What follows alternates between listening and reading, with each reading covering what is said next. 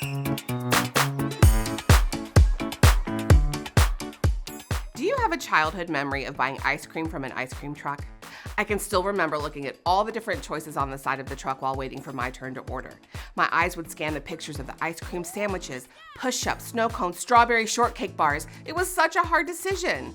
But when the time came to order, I always chose the ice cream with a piece of bubble gum at the bottom. I could never pass up 2 treats in one.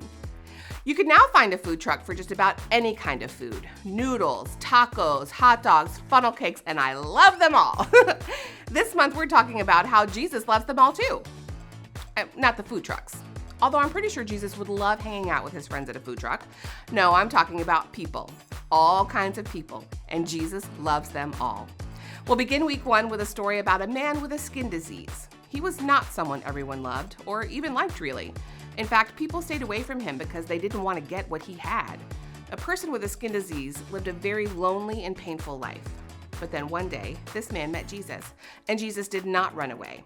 Jesus loved the man and made him well. Why? Because Jesus loves everyone. In week 2, we'll hear the story of a woman we call the unloved woman. Now, we chose that name because, well, when we read her story, she experienced anything but love from the religious leaders. Instead of love, she received judgment, hate, anger, embarrassment, until she was dragged to the feet of Jesus. And what did Jesus give the woman? Love, grace, and compassion. Why? Because Jesus loves everyone. Week 3, we get to see a very special meeting between a man named Zacchaeus and Jesus. We can only imagine the look on Zacchaeus' face when he saw Jesus walking towards him as he sat perched in a tree.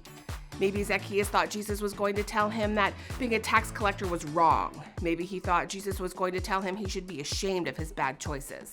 But that is not what happened. Instead, Jesus told Zacchaeus he wanted to stay at his house. Why? Because Jesus loves everyone. We'll end the month with week 4 and a moment that Jesus' disciples did not see coming.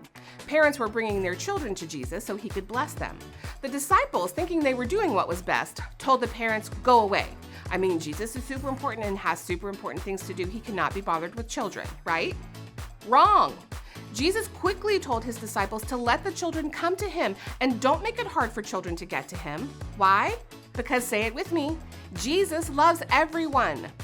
So next time you see a row of food trucks, take time to thank Jesus for loving the sour as well as the sweet, the spicy as well as the bland, the simple as well as the complicated, your favorites and your not so favorites. Because Jesus loves everyone, and that means Jesus loves you.